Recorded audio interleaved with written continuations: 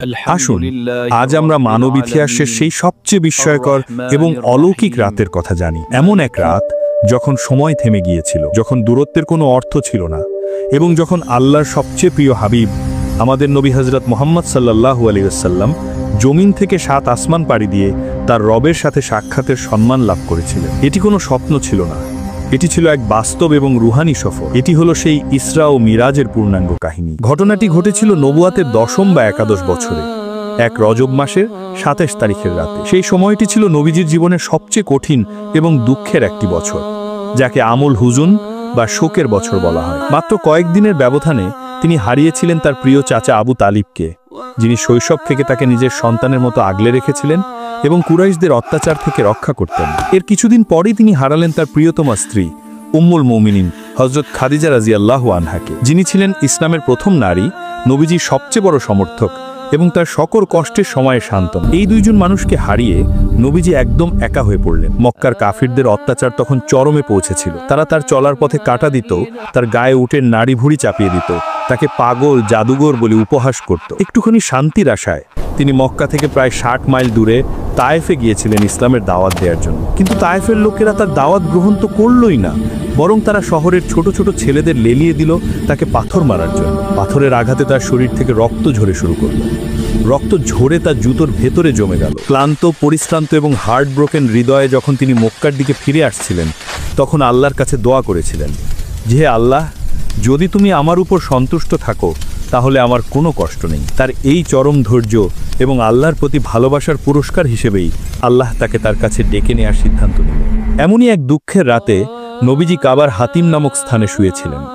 তিনি ঘুম এবং জাগ্রত অবস্থার মাঝামাঝি এক অবস্থায় ছিলেন। ঠিক সেই মুহূর্তে ঘরের ছাদ ফেটে গেল এবং তার সামনে আগমন ঘটল হযরত জিব্রাইল আলাইহিসসালাম এবং মিকাইল আলাইহিসসালামের। তারা অত্যন্ত আদবের সাথে নবীজিকে জমজমের কূপের কাছে নিয়ে গেলেন। সেখানে হযরত জিব্রাইল আলাইহিসসালাম আল্লাহর হুকুমে নবীজির বক্ষ বিদীর্ণ করলেন, অর্থাৎ বুক চিড়ে ফেললেন। তিনি তার হৃৎপিণ্ড বের করলেন এবং জমজমের পবিত্র পানি দিয়ে তা 3 বার ধুয়ে পরিষ্কার করলেন। এরপর একটি সোনার পাত্র করে ঈমান এবং হিকমত বা প্রজ্ঞা নিয়ে আসা হলো। সেই ঈমান এবং প্রজ্ঞা দিয়ে তার হৃৎপিণ্ডকে পরিপূর্ণ করে দেয়া হলো।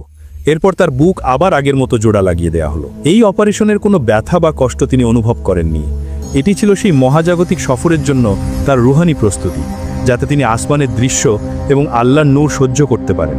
যখন আমাদের প্রিয় নবী হযরত মুহাম্মদ সাল্লাল্লাহু আলাইহি ওয়াসাল্লামকে সেই মহাজাগতিক সফরের জন্য রুহানিভাবে প্রস্তুত করা হলো, তখন হযরত জিব্রাইল আলাইহিসসালাম তার সামনে এক আশ্চর্য এবং অবিশ্বাস্য সুন্দর সাদা রঙের একটি প্রাণী নিয়ে আসলেন। প্রাণীটি গাধার চেয়ে কিছুটা বড় এবং খচ্চরের চেয়ে কিছুটা ছোট। তার ছিল 2টি ডানা এবং তার মুখমণ্ডল ছিল মানুষের মতো সুন্দর। তার নাম ছিল বোরাক, যা আরবি বারাক শব্দ থেকে এসেছে, যার অর্থ হলো বিদ্যুৎ। তার নাম বোরাক হওয়ার কারণ ছিল তার চলার গতি। তার গতি ছিল অবিশ্বাস্য।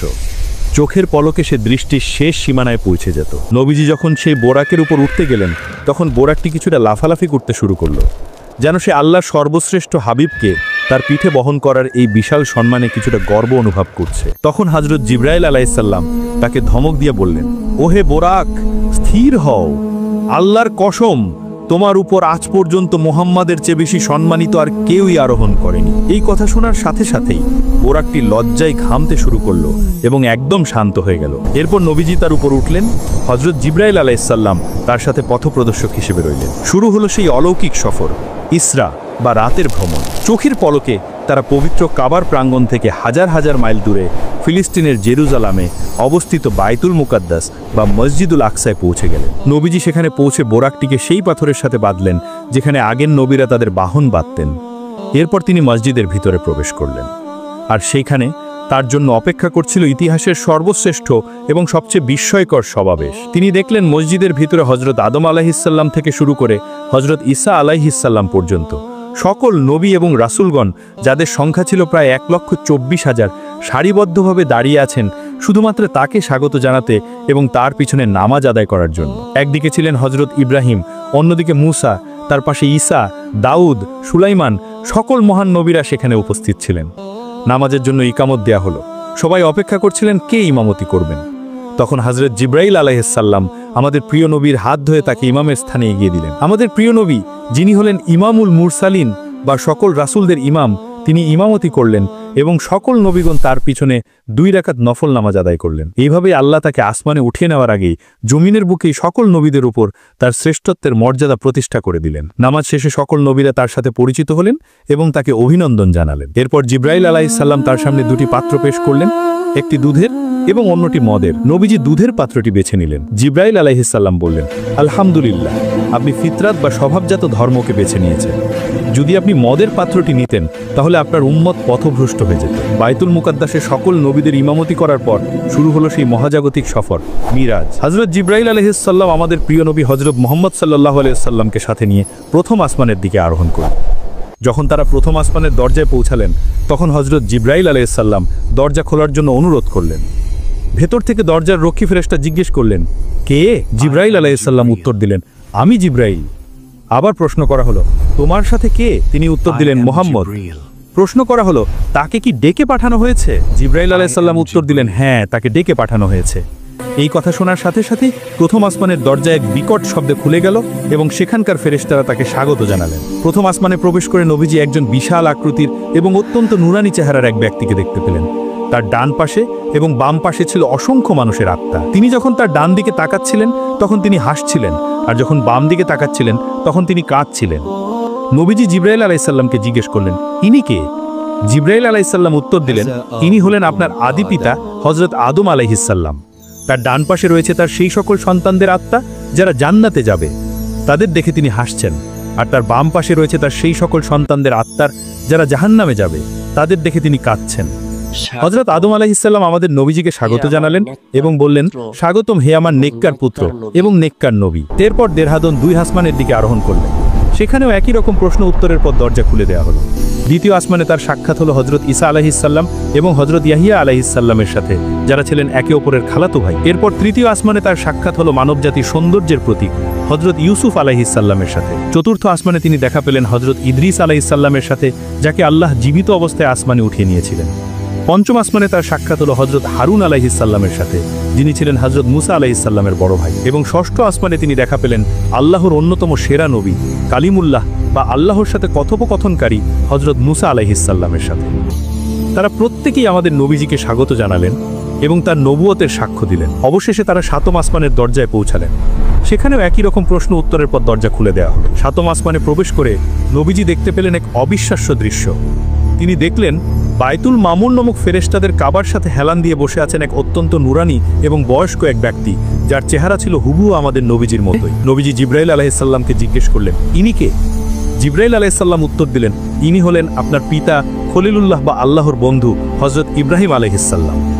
বাইতুল মামুর হলো আসমানের বুকে অবস্থিত ফেরেশতাদের ইবাদতের কেন্দ্র, যেখানে প্রতিদিন 70,000 নতুন ফেরেশতা প্রবেশ করে এবং তারা আর কখনো দ্বিতীয়বার সেখানে প্রবেশের সুযোগ পায় না। হযরত ইব্রাহিম আলাইহিস সালাম আমাদের নবীজিকে স্বাগত জানালেন এবং বললেন, স্বাগতম হে আমার নেককার পুত্র এবং নেককার নবী। তিনি নবীজিকে বললেন যে আপনি আপনার উম্মতকে আমার পক্ষ থেকে সালাম জানাবেন এবং তাদের বলবেন যে জান্নাতের মাটি অত্যন্ত উর্বর এবং এর পানি খুবই মিষ্টি, আর এর চারা হলো সুবহানাল্লাহ, আলহামদুলিল্লাহ, ওয়া ইলাহা ইল্লাল্লাহ, ওয়াল্লাহু আকবার। 7ম আসমানে হযরত ইব্রাহিম আলাইহিস সালামের কাছ থেকে বিদায় নেওয়ার পর হযরত জিব্রাইল আলাইহিস সালাম আমাদের প্রিয় নবী হযরত মুহাম্মদ সাল্লাল্লাহু আলাইহি সাল্লামকে সাথে নিয়ে আরও উপরের দিকে আরোহণ করলেন। অবশেষে তারা এমন এক জায়গায় এসে পৌঁছালেন যা হচ্ছে এই মহাবিশ্বের শেষ সীমানা, সিদরাতুল মুনতাহা। সিদরাতুল মুনতাহা হলো একটি বিশাল বড়ই গাছ। এর এক একটি পাতা হাতির কানের মতো বড় এবং এর ফলগুলো বিশাল বিশাল মটকার মতো। এই গাছটিকে ঘিরে রেখেছিল সোনার তৈরি অসংখ্য প্রজাপতি এবং এর উপরে ছিল আল্লাহর নূরের এক অবিশ্বাস্য জ্যোতি। এটি হলো সেই সীমানা যার উপরে হযরত জিব্রাইল আলাইহিস সালাম সহ কোনো ফেরেশতারই যাওয়ার অনুমতি নেই। হযরত জিব্রাইল আলাইহিস সালাম সেখানে এসে থেমে গেলেন এবং নবীজিকে বললেন, ইয়া রাসূলুল্লাহ, এটাই আমার শেষ সীমানা, এর এক বিন্দুর উপরেও যাওয়ার ক্ষমতা আমার নেই। যদি আমি চেষ্টা করি তাহলে আল্লাহর নূরের তাজাল্লিতে আমি জ্বলে পুড়ে ছাই হয়ে যাব। এখান থেকে আপনাকে একাই আপনার রবের দিকে যেতে হবে। সেই সিদরাতুল মুনতাহার কাছেই নবীজিকে সচক্ষে জান্নাত এবং জাহান্নাম দেখানো হলো। তিনি দেখলেন জাহান্নাম দাউ দাউ করে জ্বলছে এবং সেখানে পাপীদেরকে ভয়ঙ্কর সব শাস্তি দেয়া হচ্ছে। এরপর তাকে জান্নাতের ভেতরে নিয়ে যাওয়া হলো। তিনি দেখলেন জান্নাতের মাটি হলো কস্তুরীর মতো সুগন্ধিযুক্ত এবং এর প্রাসাদগুলো মণিমুক্তা দিয়ে তৈরি। সেখানে তিনি হাউজে কাউসার দেখতে পেলেন, যা আল্লাহ তাকে উপহার হিসেবে দিয়েছেন। এরপর শুরু হলো সেই সফরের সবচেয়ে মহিমান্বিত এবং চূড়ান্ত মুহূর্ত। নবীজি একাই সেই সিদরাতুল মুনতাহা পেরিয়ে পর্দার পর পর্দা অতিক্রম করে আল্লাহর আরশে আজিমের দিকে অগ্রসর হতে লাগলেন। অবশেষে তিনি তার মহান রব আল্লাহ রাব্বুল আলামিনের এতটা নিকটবর্তী হলেন যে তাদের দুজনের মাঝে কেবলমাত্র 2 ধনুকের ব্যবধান ছিল, অথবা তার চেয়েও কম। সেখানে আল্লাহর সাথে তার কি কথোপকথন হয়েছিল তা পুরোপুরি বর্ণনা করা কোনো মানুষের পক্ষে সম্ভব নয়। কিন্তু হাদিস থেকে আমরা জানতে পারি সেই মহিমান্বিত সাক্ষাতের সময়ই আল্লাহ তার হাবিবকে এবং তার উম্মতকে সর্বশ্রেষ্ঠ উপহারটি দিয়েছিলেন। আল্লাহ প্রথমে তার উম্মতের ওপর প্রতিদিন 50 ওয়াক্ত নামাজ ফরজ করেছিলেন। সেই উপহার নিয়ে নবীজি যখন ফিরে আসছিলেন তখন ষষ্ঠ আসমানে হজরত মুসা আলাইহিসসালামের সাথে তার আবার দেখা হলো। মুসা আলাইহিসসালাম তাকে জিজ্ঞেস করলেন, আপনার রব আপনাকে কি উপহার দিয়েছেন? নবীজি উত্তর দিলেন, প্রতিদিন 50 ওয়াক্ত নামাজ। মুসা আলাইহিসসালাম বললেন, আপনার উম্মত এত নামাজ আদায় করতে পারবে না। আমি আমার উম্মতকে নিয়ে পরীক্ষা করে দেখেছি। আপনি আপনার রবের কাছে ফিরে যান এবং এই সংখ্যাটি কমানোর জন্য অনুরোধ করুন। নবীজি বারবার আল্লাহর কাছে ফিরে যেতে লাগলেন এবং নামাজের সংখ্যা কমাতে থাকলেন। অবশেষে আল্লাহ যখন নামাজের সংখ্যা কমিয়ে 5 ওয়াক্ত করে দিলেন, তখন মুসা আলাইহিসসালাম তাকে আবারও ফিরে যেতে বললেন। কিন্তু আমাদের প্রিয় নবী বললেন, আমি আমার রবের কাছে এতবার গিয়েছি যে এখন আমি লজ্জা পাচ্ছি। আমি এই 5 ওয়াক্তেই সন্তুষ্ট। তখন আল্লাহ ঘোষণা করলেন, হে মুহাম্মদ, আমার সিদ্ধান্ত পরিবর্তিত হয় না। নামাজ থাকবে 5 ওয়াক্তই, কিন্তু যে ব্যক্তি এই 5 ওয়াক্ত নামাজ আদায় করবে আমি তাকে 50 ওয়াক্ত নামাজেরই সওয়াব দান করব। এভাবেই সেই মিয়ারাজের রাতে আমাদের জন্য সর্বশ্রেষ্ঠ উপহার 5 ওয়াক্ত নামাজ নির্ধারিত হয়েছিল। এই মহিমান্বিত সফর শেষে নবীজি সাল্লাল্লাহু আলাইহি ওয়াসাল্লাম আবার সেই বোরাকে চড়ে চোখের পলকে সেই এক রাতের মধ্যেই মক্কায় ফিরে এলেন। সকালে যখন তিনি এই অবিশ্বাস্য সফরের কথা তার চাচাতো বোন উম্মে হানির কাছে বললেন, তখন তিনি ভয় পেয়ে গেলেন। তিনি বললেন, হে আল্লাহর রসুল, আপনি এই কথা কুরাইশদের বলবেন না, তাহলে তারা আপনাকে নিয়ে আরো বেশি উপহাস করবে এবং আপনাকে মিথ্যাবাদী বলবে। কিন্তু নবীজি ছিলেন সত্যের ধারক। তিনি আল্লাহর পক্ষ থেকে দেখা এই মহান নিদর্শনকে লুকিয়ে রাখতে পারলেন না। তিনি কাবা চত্বরে গিয়ে কুরাইশদের সামনে তার ইসরা বা রাতের সফরের কথা বর্ণনা করলেন। এই কথা শোনার সাথে সাথেই কাফিররা অট্টহাসিতে ফেটে পড়ল। তারা তাকে নিয়ে উপহাস করতে শুরু করল। তারা একে অপরকে ডেকে বলতে লাগলো, দেখো, মুহাম্মদের কথা শোনো, সে নাকি এক রাতেই বাইতুল মুকাদ্দাস থেকে ঘুরে এসেছে। তারা বলল, এটা কিভাবে সম্ভব যে বাইতুল মুকাদ্দাসে যেতে আমাদের ওটের পিঠে চড়ে 1 মাস সময় লাগে আর ফিরে আসতে আরও 1 মাস, সেখানে তুমি এক রাতেই গিয়ে আবার ফিরে এসেছো। এটা একটা গল্প। তারা নবীজিকে মিথ্যাবাদী প্রমাণ করার জন্য এক কঠিন পরীক্ষা নেবার সিদ্ধান্ত নিল। তাদের মধ্যে এমন অনেক লোক ছিল যারা ব্যবসা বাণিজ্যের জন্য বাইতুল মুকাদ্দাসে গিয়েছিল এবং সেই মসজিদের প্রতিটি খুঁটিনাটি তাদের জানা ছিল।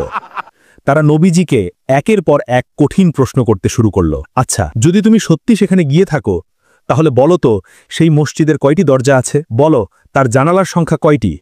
মসজিদের অমুক স্তম্ভটি দেখতে কেমন? নবীজি এর আগে কখনো বাইতুল মুকাদ্দাসে যাননি। তিনি রাতে সেখানে গিয়েছিলেন এবং সরাসরি ইমামতি করেছিলেন। তাই মসজিদের প্রতিটি খুঁটিনাটি তার লক্ষ্য করার কথা নয়। এক মুহূর্তের জন্য তিনি চিন্তায় পড়ে গেলেন। আর ঠিক সেই মুহূর্তে নেমে এলো আল্লাহর সাহায্য। নবীজি পরে বর্ণনা করেছেন, আল্লাহ আমার চোখের সামনে থেকে সকল পর্দা সরিয়ে দিলেন এবং সরাসরি বাইতুল মুকাদ্দাসকে আমার চোখের সামনে তুলে ধরলেন। আমি মসজিদটি দেখছিলাম আর তারা আমাকে যা যা প্রশ্ন করছিল আমি তার প্রতিটি প্রশ্নের উত্তর দিয়ে যাচ্ছিলাম। তার এই নিখুঁত বর্ণনা শুনে প্রশ্নকারীরা হতবাক হয়ে গেল। তাদের আর কিছুই বলার ছিল না, কিন্তু তারা তবুও ঈমান আনল না। তারা বলল, এটা তো একটা ভয়ঙ্কর জাদু। তারা আরেকটি প্রমাণ চাইল। নবীজি বললেন, আমি আসার পথে তোমাদের একটি বাণিজ্য কাফেলাকে দেখে এসেছি। তারা অমুক জায়গায় আছে এবং 2-3 দিনের মধ্যেই মক্কায় পৌঁছাবে। সেই কাফেলার সামনে একটা ধূসর রঙের উট আছে যার উপর 2টো বস্তা চাপানো আছে। ঠিক 3 দিন পর সেই বাণিজ্য কাফেলাটি যখন মক্কায় পৌঁছালো এবং তাদের বর্ণনা নবীজির বর্ণনার সাথে হুবহু মিলে গেল, তখন কাফিররা চূড়ান্তভাবে পরাজিত হলো। এই ঘটনার খবর যখন হযরত আবু বকর রাদিয়াল্লাহু আনহুর কাছে পৌঁছালো, তখন তিনি এক মুহূর্তও দ্বিধা করলেন না। কাফিররা তাকে উপহাস করে জিজ্ঞেস করল, হে আবু বকর, তুমি কি তোমার বন্ধুর এই কথা বিশ্বাস করো? আবু বকর রাদিয়াল্লাহু আনহু উত্তর দিলেন, তিনি যদি এর চেয়েও আশ্চর্যজনক কথা বলতেন আমি তাও বিশ্বাস করতাম। আমি তো প্রতিদিন সকালে বিশ্বাস করি যে তার কাছে আসমান থেকে আল্লাহর বাণী আসে। এই কথা বলার পর তিনি সরাসরি নবীজির কাছে গেলেন এবং জিজ্ঞেস করলেন, হে আল্লাহর রসূল, আপনি কি সত্যি এই কথা বলেছেন? নবীজি বললেন, হ্যাঁ। আবু বকর রাদিয়াল্লাহু আনহু বললেন, আমি সাক্ষ্য দিচ্ছি আপনি অবশ্যই সত্য বলেছেন। তার এই নিঃস্বার্থ এবং অটল বিশ্বাসের কারণেই সেই দিন থেকে নবীজি তাকে আস-সিদ্দিক বা সর্বাধিক সত্যবাদী উপাধি দিয়েছিলেন। ইসরা ও মিয়ারাজ শুধু একটি অলৌকিক সফরই ছিল না, এটি ছিল দুঃখের পরে সুখের বার্তা, কষ্টের পরে পুরস্কারের ঘোষণা এবং জমিন থেকে আরশ পর্যন্ত আমাদের প্রিয় নবী সাল্লাল্লাহু আলাইহি ওয়াসাল্লামের সর্বোচ্চ মর্যাদার এক ঐতিহাসিক প্রমাণ। যদি ইসরা ও মিয়ারাজের এই ঈমানদীপ্ত কাহিনী আপনার হৃদয়কে স্পর্শ করে থাকে, তাহলে ভিডিওটিতে একটি লাইক দিন এবং আপনার প্রিয়জনদের সাথে শেয়ার করে নবীজির এই মহিমান্বিত সফরের গল্প ছড়িয়ে দিন। আমাদের চ্যানেলটি সাবস্ক্রাইব করে ইসলামের এমন আরও ঐতিহাসিক ও শিক্ষণীয় কাহিনী জানার জন্য আমাদের সাথেই থাকুন।